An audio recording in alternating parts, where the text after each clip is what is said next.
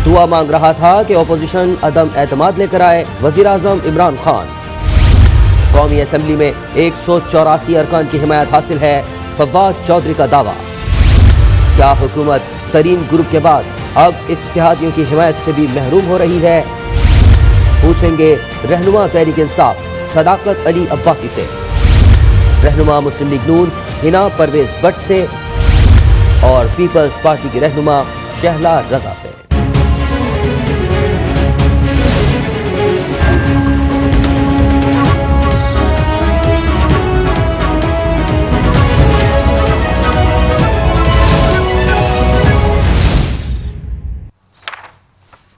बिस्मिल्लाहिर्रहमानिर्रहीम, अस्सलाम वालेकुम। वज़ीर आज़म इमरान खान के खिलाफ तहरीक अदम एतमाद आते ही अपोजिशन और हुकूमत की सफ़ों में मौजूद सियासी परिंदों ने अपनी अपनी सिमत तय करना शुरू कर दी है। लग यूँ रहा है कि अपोजिशन को तहरीक अदम एतमाद दाखिल करवाने के बाद अब इत्तेहादी जमातों की जानिब से भी मुस्बत इशारे मिलना शुरू हो चुके हैं। मुस्लिम लीग काफ के सीनियर रहनुमा चौधरी शुजात ने कल शदीद बीमारी की हालत में लाहौर से इस्लामाबाद का सफर किया और मौलाना फजलुर रहमान से मुलाकात की। बड़ी अहम मुलाकात थी ये। आज चौधरी शुजात हुसैन ने साबिक सदर आसिफ जरदारी से भी मुलाकात की। इस मुलाकात के बाद ये इतलात मिल रही हैं कि मुस्लिम लीग काफ ने हुकूमत से राह अलग करने का सिग्नल दे दिया है। आज वजीर आजम से मुलाकात में वफाकी वजीर तारिक बशीर चीमा का कहना था कि इत्तेहाद के मामलात में आपके साथ खड़े हैं। अगर आपके अरकान बिखर गए तो हम भी नई पॉलिसी बना सकते हैं। अगर आपके 15 से 20 अरकान टूट गए तो हम भी अपोजिशन के साथ जाने पर मजबूर होंगे। वज़ीर इमरान खान ने आज कराची जाकर MQM के रहनुमाओं से भी मुलाकात की। इस मुलाकात के बाद वज़ीर आज़म ने जो तकरीर की उससे यूं लग रहा था कि वज़ीर आज़म शायद अब अपोजिशन में जाने की तैयारी कर रहे हैं। आज वज़ीर आज़म ने अदम एतमाद पर क्या कहा, लेट्स वॉच दैट।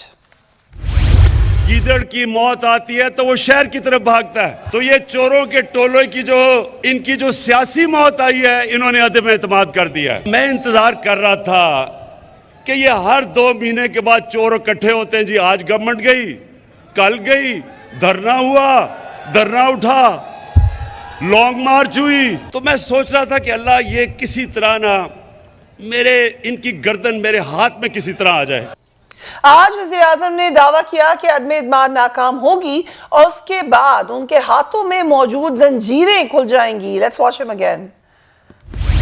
सिर्फ ये इनकी अदम एतमाद की तहरीक फेल होगी, ये इधर नहीं फंसे। कप्तान ने आगे की तैयारी की हुई है। अदम एतमाद की तहरीक जब इंशाल्लाह जब हम जीतेंगे, उधर मैं रुकूंगा नहीं, मैं इनके पीछे जाऊंगा, मैं इनको छोड़ूंगा नहीं।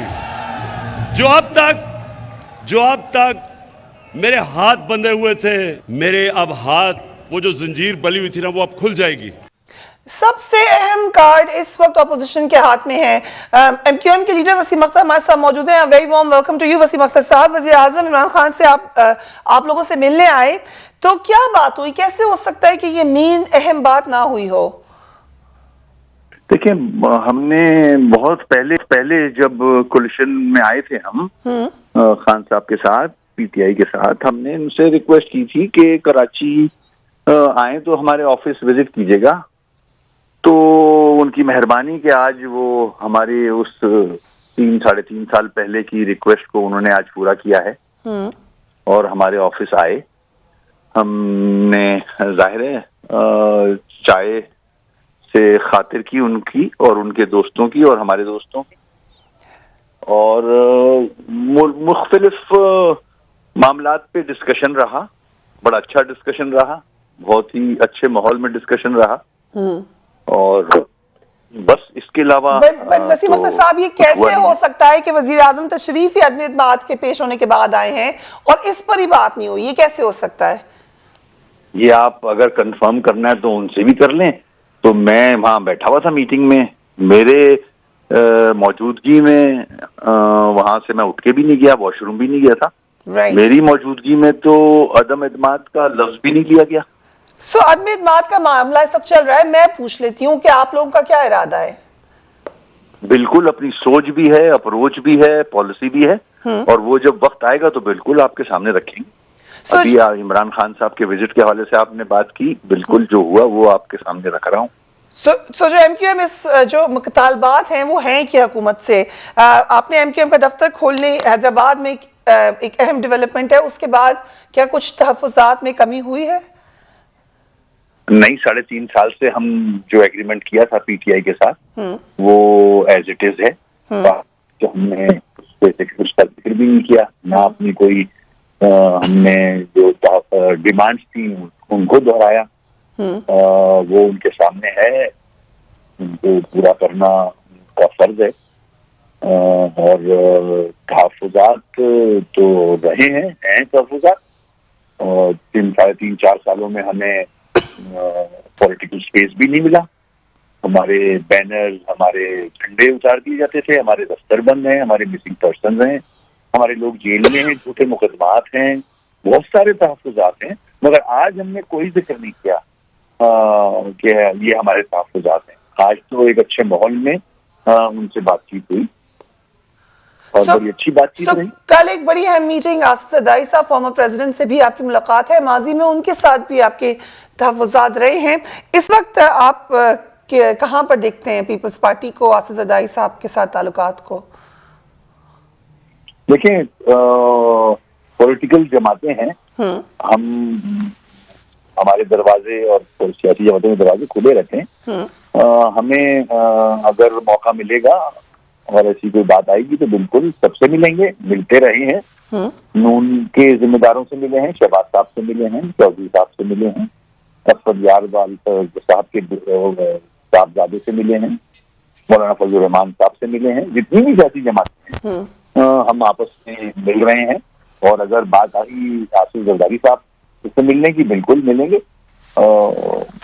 हमारा हक भी बनता है as a political party.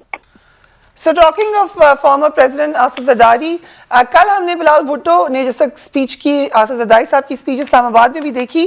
Prime minister ने क्या कहा नाम लेके ज़रदारी साहब का, शरा रज़ा साहब से पूछते हैं, बस देखिए। पहला मेरा टारगेट होगा जो मेरी बंदूक की नशिश पे बड़ी देर से उसके ऊपर आया हुआ, वो है आसिफ अली ज़रदारी। आसिफ ज़रदारी, तुम्हारा वक्त आ गया। ये पीछे फिरता है पैसे के टोकरे लेके, 20-20 करोड़ की इसने रकम हमारे लोगों को खरीदने के लिए रखी हुई है। लेकिन ज़रदारी, जब तुम्हें नैब बुलाती है तो कमर में दर्द हो जाती है। आसिफ ज़रदारी, और खुदा का वास्ता है, ये अपने बेटे को खुदा के वास्ते उर्दू तो सिखा दो। शहज़ाद रज़ा साहिबा, टारगेट नंबर 1 ज़रदारी साहब आइडेंटिफाई हो गए हैं, पीपल्स पार्टी तैयार है उसके लिए? हाँ, क्योंकि वजीर आजम सिर्फ रोज़ क़यादत पे यकीन रखते हैं, रोज़ क़यामत पे नहीं, तो वो इस तरह की बातें कर रहे हैं। और रूहानियत पे तो उनको कोई यकीन नहीं है, लेकिन रूहानियत, रूहानियत भी नहीं, कुछ रूहानियत पे यकीन है। तो उनको दूसरों की उर्दू समझ नहीं आती, खातिमुन नबीन भी नहीं कह पाते। लेकिन बहरहाल अगर उनके नज़दीक पैमाना उर्दू है तो मैं समझती हूँ कि हमारे नज़दीक और आवाम के नज़दीक पैमाना बिलावल भुट्टो नाम ही काफ़ी है कि शहीद जुल्फ़िकार अली भुट्टो का नवासा है, और बेनज़ीर और आसिफ अली ज़रदारी और बेनज़ीर शहीद का बेटा है। उन्हें मालूम है आवाम के मुश्किल वक्त में भागेंगे नहीं, खड़े रहेंगे। तो वज़ीर आज़म की घबराहट अपनी जगह। दूसरा जवाब ये कि कब नहीं है आसिफ अली ज़रदारी बहुत सारे लोगों का निशाना। बड़े मसले हुए, 11.5 साल जेल में रखा गया, ज़बान काटी गई। फिर वो आसिफ अली ज़रदारी तो उसका नाम है कि जिसने अपना वज़ीर आज़म जो है घर भेज दिया, लेकिन आइन के खिलाफ नहीं किया कि सदर को जो है इम्पीच आइन के मुताबिक नहीं किया जा सकता, तो स्विस अदालत को खत नहीं लिखेगा। और स्विस की जब लीक्स आई तो उसमें ज़रदारी साहब का नाम नहीं था। तो इस तरह के जो लोग हैं वो ये बातें करते हैं। हम तो ये चाहते थे कि हमारा आपका निशाना ज़रदारी साहब और हम ही रहें, लेकिन आपने निशाना बनाया अवाम को, आपने निशाना बनाया पाकिस्तान को, मकरूज कर दिया पाकिस्तान को, मकरूज कर दिया पाकिस्तानियों को, गरीब और बेरोजगार कर दिया, महंगाई कर दी। तो जी आपकी हमें परवाह नहीं है। और रही बात पैसे के टोकरे की, तो पैसे के टोकरे तो पार्टी फंडिंग केस से निकल रहे। 4 आपके भी मुलाजमीन जो है ना, आप बड़ी बातें करते थे, आपके लोग, आपके भी 4 मुलाजमीन नॉर्वे और पता नहीं कहाँ से उनके अकाउंट में पैसे आए और फिर वो आपके अकाउंट में गए। तो भारत के अलावा 349 अकाउंट हैं जो आपके खाते में जा रहे हैं पार्टी फंडिंग के। तो ये टोकरे जो है ना, ये आपके पास हैं, आपने संभाले में। और बाजी हलीमा की सिलाई के जरिए आपने बताया कि टोकरे किसके पास है, वरना फरियाल साहिबा को भी जो है सब घसीट चुके हैं अदालतों में। उनके हस्बैंड से 20 साल का हिसाब मांगा जा चुका है। खुर्शीद शाह, शर्जील इनाम मेमन के लिए तो परसों भी कोई इनका वजीर रो रहा था। लॉन्च के पैसे तो भाई वो खजाने में होने चाहिए ना, वो कहाँ है? फिर इसी तरह कहते हैं कि नैब से इतने निकलवाए, तो वो कहाँ है खजाने में? तो खुर्शीद शाह हो, स्पीकर साहब हो, सबको आप वापस आएंगे, खतरनाक होंगे तो बस जबान ही हो सकते हैं और क्या हो सकते हैं। और ये तो मुझे बता दें कि कल तक तो ये हो रहा था कि गैर मुल्की ताकतें मेरे खिलाफ मेरी हटाना चाहती हैं, आज आपकी दुआ में कैसे तब्दील हो गई? आज आपने कहा दुआ थी। राइट, सो हम एक ब्रेक पे जाते हैं। ये क्वेश्चन जो साहब ने पूछा है, we will ask right after break. Sadaqat Abbas साहब हमारे साथ मौजूद होंगे, स्टे ट्यून्ड।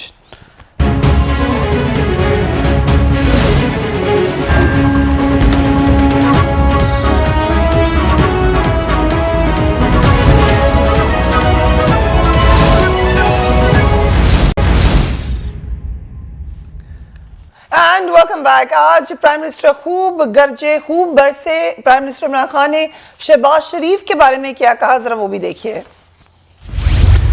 दूसरी तरफ आपने देखा होगा मकसूद चपरासी वाला। कौन है वो मकसूद चपरासी वाला? शोबाज, जूते पॉलिश करने वाला, बूट पॉलिश करने वाला। उसको पता चल गया है कि वक्त आ गया है, कभी उसका वकील नहीं आता, कभी कमर में दर्द हो जाती है। मकसूद चपरासी वाला, तुम्हारा टाइम भी आ गया है। अगले 3 महीने के बाद तुम पूरी तरह जेल में डालोगे। हिना परवेज भट्ट साहिबा, thank you so much for being on the programme. आपका वोट को इज्जत दो का पूरा एक बयानिया था। मरियम नवाज से स्पेसिफिक क्वेश्चन हुआ था, उन्होंने ये वर्ड यूज किया था कि बूट पॉलिश करने का हमें कहा जा रहा है, हम नहीं करना चाहते। आज प्राइम मिनिस्टर आपको बूट पॉलिश का खिताब दे रहे हैं, शहबाज शरीफ साहब को। Your comments on that? देखिए, इमरान खान साहब की सैडली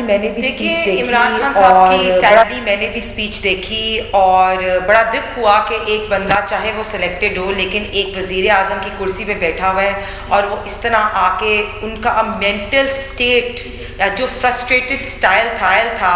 तो मैं तो कहूँगी कि एक सस्ते विलन के डायलॉग होते हैं ना, उन्होंने आज वो बोले हैं और वो एक प्राइम मिनिस्टर की कुर्सी को सूट नहीं करते।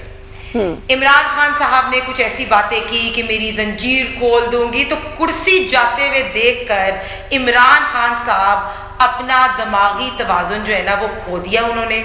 और उनको कहें कि ज़रा थोड़ा सा लिहाज मैं यही कहूँगी, आप तो नहीं कह सकती, लेकिन जिस तरह के अल्फाज उन्होंने जरदारी साहब के लिए, जिस तरह के अल्फाज उन्होंने शहबाज शरीफ साहब के लिए, मौलाना साहब के लिए इस्तेमाल किए, आई थिंक वो सिर्फ यही शो करता है। मैं क्विक रिमाइंडर कराना चाहूंगी हिना साहिबा कि कुछ दिन पहले मरियम नवाज की ऑडियो लीक हुई थी, उसमें भी कुछ अल्फाज थे जरदारी साहब के लिए। तो सियासत में तो लोग कहते हैं एक दूसरे को, ऑफ रिकॉर्ड ऑन रिकॉर्ड। मैंने तो मरियम नवाज साहिबा की पहली तो बात है कोई ऑडियो ऐसी नहीं सुनी, ना उसका कोई फोरेंसिक एविडेंस हुआ, ना वो पार्टी की तरफ से कहा गया। जुबैर साहब ने कंफर्म किया है कि मरियम नवाज है, वो स्पोक्स पर्सन है मरियम नवाज। दूसरी बात, पहले तो ये बात आप शो पे, फरिया आप शो पे एक ऑडियो की बात कर रही हैं जो मुझे भी नहीं पता उनकी है या नहीं है, लेकिन एक प्राइम मिनिस्टर टीवी पे आके, पहली तो बात है मरियम बीबी की ऑडियोज इस तरह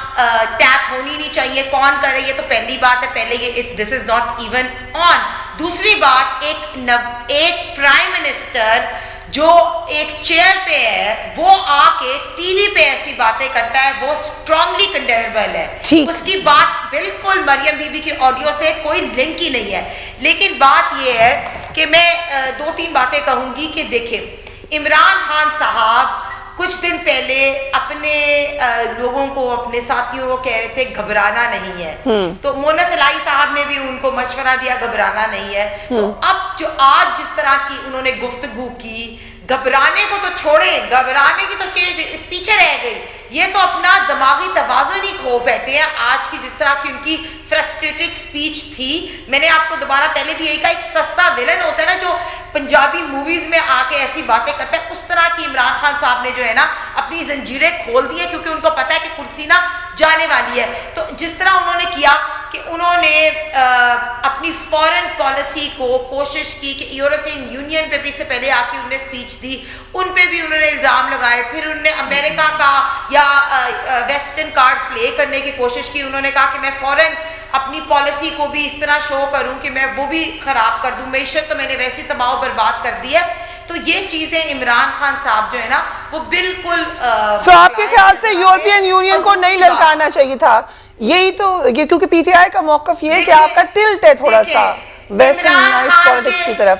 नैब देखिए, नैब इमरान खान के नीचे है, FIA इमरान खान के नीचे, सारे इदारे इमरान खान साहब के नीचे हैं। ये क्यों इनने जिस दिन से इनकी हुकूमत आई है, इन्होंने सारी PMLN के खिलाफ केसेस खोले हुए हैं, हर बंदा अदालत, यहाँ तक के PMLN के लोगों को छोड़ दे, इनके अपने जो मोहसिन थे, चाहे जहांगीर तरीन थे, चाहे अलीम खान थे, उनको भी इन्होंने अदालतों के चक्कर लगवाए, उनको भी इन्होंने जो है वो केसेस किए।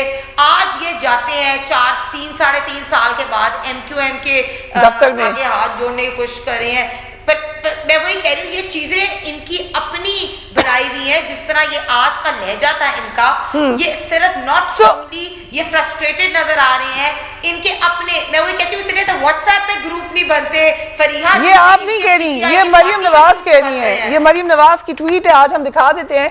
मरियम नवाज ने ये कहा कि PTI ना होगी व्हाट्सएप ग्रुप। मरियम नवाज साहिबा ने बिल्कुल सही कहा, ये रोज एक नई PTI क्यों बन रही है, जितने PTI में ग्रुप बन रहे हैं, हर रोज एक नया ग्रुप सामने आ रहा है। अगर इजाजत दें, सदाकत भाई साहब, और मैं तारिक बशीर चीमा साहब ने भी बड़ा क्लियरली कह दिया कि अगर आपके 10 से 15 से 20 लोग टूट गए तो वो हम कितने आपके पास, कितने हैं ना आपके पास लोग, गिव मी अ फिगर, कितने आपके साथ कितने हैं, गिव मी अ नंबर। देखिए मैं आपको बताऊं, हमारा 100% होमवर्क कंप्लीट है। इमरान खान साहब की नंबर ने भी आज शो कर दिया कि अब ये रुकने वाले नहीं। ओके, अगर मुझे इजाजत दें, चौधरी साहब जो कह रहे हैं ना, फवाद चौधरी साहब कह रहे हैं जल्द जो है वो तहरीके अदम में तमाद आए, तो फवाद चौधरी साहब जो है, मैं आपको आज आपके शो पे बैठे हुए बता दूं कि उन्होंने दूसरी एक और पार्टी में जाने का इरादा कर लिया है। ये बड़ी आपने हमें खबर दे दी है, और बड़ी मेहरबानी, आपने हमें नाम ही दे दिया, इंफॉर्मेशन मिनिस्टर जाने वाले हैं, फवाद चौधरी छोड़ने वाले हैं पार्टी को। सदाकत भाई साहब, ये नंबर गेम का बता दें। आज फवाद चौधरी ने कहा 5 हैं हमारे पास। कल मेरे शो पे जरा बैठे हैं, यहाँ पर शबरी फराज साहब बैठे थे, उन्होंने कहा कि 18 हैं हमारे पास। 18-5 बड़ा फर्क है, जरा बता दें कितने लोग हैं आपके साथ। जी फरिया, बहुत शुक्रिया आपने अपने शो के लिए बुलाया। सबसे पहले तो मुझे आवाज़ इनकी कम आ रही थी बीबी की, तो ये कही थी कि इमरान खान साहब का कोई दिमागी तवाज़ुन ठीक नहीं है। दिमागी तवाज़ुन तो वो आपके लीडरों का ठीक करेंगे, और नवाज शरीफ साहब तो भाग के इमरान खान के खौफ से लंदन में छुप के बैठे हुए हैं। इसी तरह इसहाक डार और आधा टब्बर तो बैठे हुए, और शहबाज शरीफ यहाँ फंस गए, और मरियम भी यहाँ फंस गई, वरना ये भी भाग गए। जहांगीर तरीन और अलीम खान भी लंदन में है वैसे। नहीं चले, वो तो किसी अदालत को मतलूब नहीं है ना। हसन अदालत से भागे हुए हैं, हुसैन भागे हुए हैं, नवाज शरीफ भागे हुए हैं, सलमान शहबाज भागे हुए हैं, अली इमरान भागे हुए हैं, और इसहाक डार, ये सारे पाकिस्तान के पैसे चोरी करके इमरान खान के खौफ से भागे हुए हैं। तो दिमागी तवाज़ुन तो बीबी वो आपका ठीक करेंगे इमरान खान साहब। दूसरी बात ये कि जी वो बड़ा जी सख्त लहजा है। देखें, इमरान खान पाकिस्तान की मकबूल तरीन और सबसे ज़्यादा वोट लेके सबसे ज़्यादा पॉपुलर लीडर हैं, और वो सीधी सीधी बात है, वो शहबाज शरीफ साहब को और जरदारी को कोई सियासतदान नहीं समझते, इनको वो करप्ट क्रिमिनल, और उन्होंने तो किसी को भी नहीं, एवरीबॉडी अक्रॉस द बोर्ड। मौलाना फजल रहमान को उन्होंने कहा कि मैं मौलाना ना कहीं, उन्होंने कहा मैंने फजल रहमान को सस्ता कर दिया है। सो ऑल आउट आ गई है प्राइम मिनिस्टर। चूंकि मुझे आवाज चूंकि ज्यादा गूंज रही है तो मुझे सही नहीं समझ आ रही, मुझे बात मुकम्मल करने दें। मैंने जो समझा है वो ये कि इमरान खान साहब जो है उन्होंने बड़ी सख्त जुबान इस्तेमाल की है। तो इमरान खान साहब मुल्क के वजीर आजम हैं और सबसे बड़ी पार्टी के सबसे बड़े लीडर हैं, और अवाम उनको चाहती है, और वो शहबाज शरीफ साहब को hard core white collar criminal समझते हैं। जरदारी साहब को वो इस खित्ते का इस तरह के वाइट कॉलर का बहुत बड़ा क्रिमिनल समझते हैं, लिहाजा वो सीधे आदमी है, साफ गो आदमी है, स्ट्रेट फॉरवर्ड आदमी है, वो इनको कोई आम सियासतदान नहीं समझते, वो इनको थर्ड वर्ल्ड कंट्रीज का एक माफिया और एक गैंग समझते हैं। लिहाजा वो अपनी खुली बात करते हैं, किसी को अच्छा लगे या बुरा लगे। इमरान खान इसी सियासत की वजह से, इन्हीं करप्ट एलिमेंट्स को एक्सपोज करने की वजह से आज मशहूर भी हैं और आज वो वजीर आज़म भी है। रही फजल रहमान साहब की बात, तो इमरान खान साहब कहते हैं कि फजल रहमान साहब मुझसे उम्र में छोटे हैं और जो उनकी कारस्तानियाँ हैं उनका नाम जो है ये ख्वाजा आसिफ ने ये रखा था, सियासत में वो इस नाम से मशहूर हुए और जाहिर है उसके बाद इमरान खान साहब समझते हैं कि वो उन पे एक सियासी एलिगेशन है कि वो डीजल के परमिट्स बेचते हैं। आज तो वो उनको फजलू फजलू कह रहे थे, इज दैट नाइस? नहीं देखे ना, सियासत है, फिर कल को कोई आपको कहेगा ऐसे नहीं, हार्डकोर पॉलिटिक्स है। अगर जरदारी साहब की किसी जात की वजह से उनको नहीं, उनकी मशहूर करप्शन के केसेस की वजह से, जिसको बीबीसी ने और डेली मेल ने और आपके इंटरनेशनल अखबारों ने उनके बारे में इदारिये छापे हुए हैं, आर्टिकल्स लिखे हुए हैं, डॉक्यूमेंट्रीज बनी हुई है, तो ये कोई आम लोग तो है नहीं। लिहाजा इमरान खान साहब जो समझते हैं वो कहते हैं कि मैं बड़ा मोहतात होकर रहता हूँ, लेकिन जब ये इमरान खान की हुकूमत को ख़त्म करने आना चाहते हैं, जब ये मुल्क को डिस्टेबलाइज करेंगे, तो इनका जो असल चेहरा है वो आवाम को और पाकिस्तान के लोग सुनना चाहते हैं कि इमरान खान खुल के बोलें, वो खुल के बोलें। बाकी नई बात कोई नहीं है। अगर आपको बुरा लगा है तो जरदारी साहब के बारे में उनके नए पार्टनर शहबाज शरीफ क्या कहते थे उनको सुना दें, और शरीफ खानदान के बारे में बिलावल आज से 2 महीने पहले इनको सर्टिफाइड करप्ट खानदान कहते थे। तो पुरानी बात तो है नहीं, इमरान खान ने तो उन्हीं बातों की नुमाइंदगी की है। तो रही बात अदम एतमाद की, बीबी को चुप कराए ना, इन्हें कहें आपकी बारी मैं नहीं बोला, इस तरह बोले, ये तरीका ठीक नहीं है, अपनी बारी पे बोले, अपनी बारी पे बोले। रही बात शहबाज शरीफ की, तो शहबाज शरीफ और जरदारी मिलके अगर फजल रहमान साहब मिलके अगर अदम एतमाद लेके आना चाहते हैं तो वेलकम, इनको इनकी जुबान में जवाब मिलेगा। और इस तरह के हार्डकोर क्रिमिनल्स को मेरा नहीं ख्याल के इमरान खान छोड़ेंगे या कोई और छोड़ेगा। इन लोगों को जेलों में होना चाहिए और ये इंशाल्लाह जेलों में होंगे। ये प्रूफ कर दिया कि इमरान खान साहब आलमी चोर हैं। Right, so let me come to Shahbaz. इस तरह ना करें, मुझे आवाज कम आ रही है। इन बीबी से कहें कि कोई तरीका तमीज सीखे, होने दे, उनको आपको आवाज नहीं जा रही। इन्हें कहें कि तरीका तमीज सीखे, बिल्कुल अपनी बारी पे बोले, जब इनकी बारी हो जो मर्जी बात करें, दरमियान में इस तरह चांचा ना करें। इमरान खान साहब का नाम आता है इसमें, ठीक है। वो कह रही है 3.5 साल आपके पास मौजूद है, मैं 32 मिनट तक चोर चोर कहते हैं। 32 मिनट तक मैं नहीं बोला, मैंने इनकी बातें सुनी है, इन्हें क्या अपनी बारी पे बोले ना, इस तरह नहीं होता। जी ठीक है, वो सब अपनी बारी पे बोल रहे हैं। आप बात आपके पास आप एक्शन ले लेते, बता देते कि भाई ये चोर है, इनको जेल में डालें, फिर वही तकरीर जो आप पहले करते थे, आपके ख्याल से लोग मान लेंगे इस बात को? देखें, हमने इनके खिलाफ केसेस किए हुए, इनको अदालत ने जमानतें दी हुई और अदालत ने इनको सजा देनी है। और शहबाज शरीफ साहब का जो वो चपड़ासी वाला केस है जिसमें ये बहुत माइंड करते हैं, जिसके अकाउंट में 4.25 अरब रुपए आया हुआ, वो केस में सजा हो ही होए। लिहाजा कोई ऐसी मतलब चीज रह नहीं गई जो साबित ना हो। ठीक है, ये सजा होनी है और ये सजा से बचने के लिए ये सारे चोर इकट्ठे हुए हैं। शरीफ साहब को तो सारी अदालतों ने कह दिया है कि वो हम लोग तो अपने केसेस भुगत भी रहे हैं और हमारी सारी अदालतों ने यहाँ तक के बरतानिया देखिए ना, ये जो बातें कर रहे हैं ये सारी कहानी है शहबाज शरीफ साहब पे। ठीक है, आप दोनों की बात जुर्म आए हुई है। Please hold on, both of you चीनी पे रुक जाए। मुझे मेरी बारी पे बात करना है, ये तरीका ठीक है। गुज़ार हूं, आपने इंतजार किया था, मैं फिर आपके पास आती हूँ। शहला साहिबा भी इंतजार करिए। शहला साहिबा, ये सियासत है, सब ऐसी बातें करते हैं, माजी में शहबाज शरीफ साहब करते रहे हैं, आप लोग उनके बारे में करते रहे हैं, सो इसका बहुत बुरा नहीं मनाना चाहिए। जी शहला साहिबा। अच्छा देखिए, बात ये है, इमरान साहब ने जो बातें की, हमें क्या जरूरत है बुरा मानने की? मौला अली अलैहिस्सलाम का क़ौल है कि जब इंसान बोलता है तो तरबियत जो है उसको जाहिर करता है, और घर की भी। तो इनको इनकी जबान मुबारक हो। मैं जो बात कर रही हूँ ये हूँ कि आप जो है आपको ये समझिए, आज पीपल्स पार्टी के लिए बड़ा दिन है। ख्वाजा परवेज अशरफ साहब भी बरी हुए और आसिफ अली जरदारी साहब का बहुत दिनों पहले तक बहुत नाम, उन्होंने अपने वजीर आजम को घर जाने दिया, पाकिस्तान के आइन हिम्मत को बरकरार रखा कि सदर को इस तरह से अपने मुल्क में जब नहीं है आइन में तो उसके खिलाफ मुकदमेबाजी को इस तरह से किया जाए तो दूसरे उसको भी खत नहीं लिखा जाएगा। और हमने साबित किया, मैं सलाम करती हूँ दोनों हाथ से, इस तरह से अपनी गवर्नमेंट के वजीर को जाने दिया और स्विस लीग में उनका नाम नहीं आया। शेम शेम सबके लिए।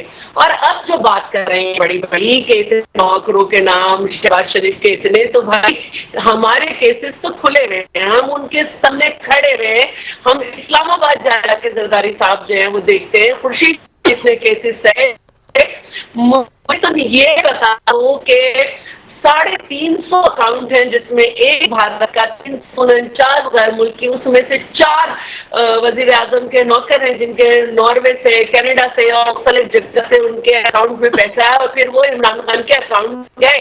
तो आप जो दूसरों को नाम रख रहे हैं, अगर आप इतने अच्छे सवित्रे हैं, सच्चे हैं, तो 7 साल आप इसके चलने देते और कहते देखो रियासत मदीना का आदमी है कि पहले अपने घर से, जो आप कहते हैं पहले अपने घर से शुरू करूंगा, तो हम अपने घर से किया, तो हमने साबित कर दिया।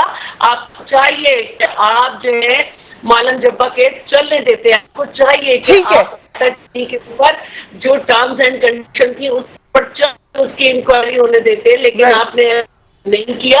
अब हमें गलत ना कहें, ठीक आपके यहाँ खराब हुई है, आपकी पार्टी के अंदर कितने ग्रुप हो गए, वजन पर ये हमने जिक्र भी किया जी। एम हमें नजर आ रही है कि किस तरह से उन्होंने आज को